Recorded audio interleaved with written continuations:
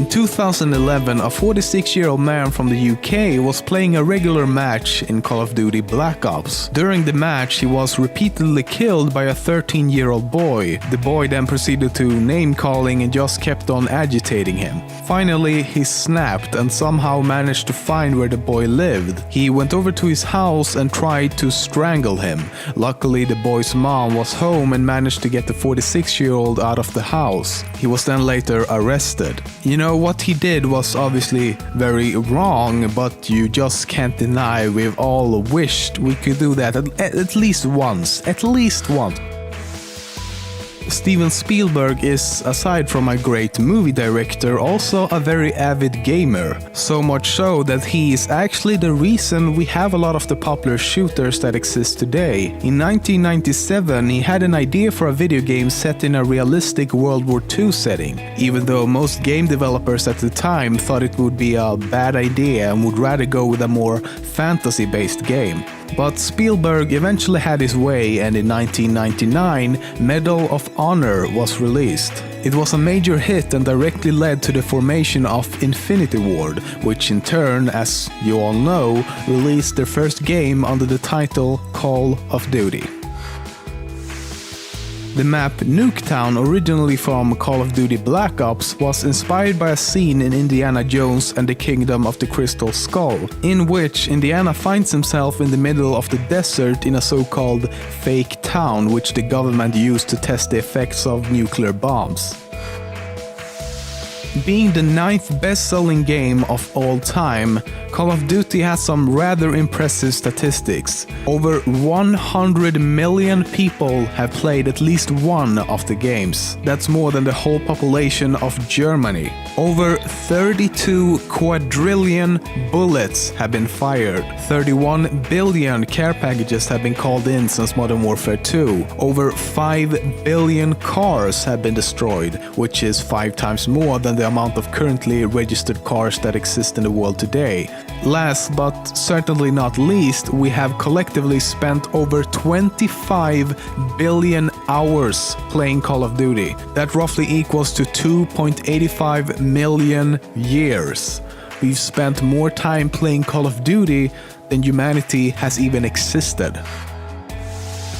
Call of Duty Ghost has, despite its new and amazing Fish AI system, not been selling all that well when compared to previous titles in the series. In fact, sales are down over 19% compared to Black Ops 2 and over 36% when compared to Modern Warfare 3. Nevertheless, it was still the second best-selling game in 2013, only beaten by GTA 5 for the top spot.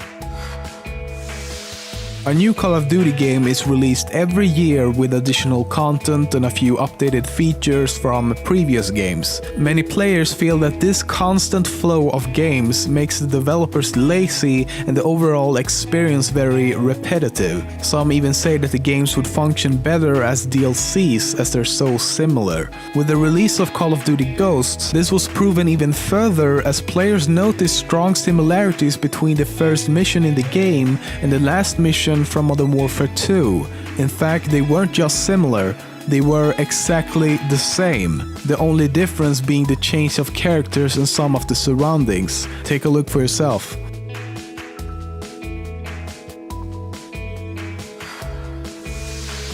The first Call of Duty, or Call of Duty Classic as it's often called, is the only game in the series to not feature a shotgun. The Colt M1911 is featured in almost every installment of the Call of Duty series, excluding Finest Hour, Black Ops Declassified and Ghosts, making it the most featured weapon in the franchise. The latest installment, Ghosts, is the first since Call of Duty Classic to feature leaning on consoles. It's also the first time players have the option to play as a female soldier in multiplayer.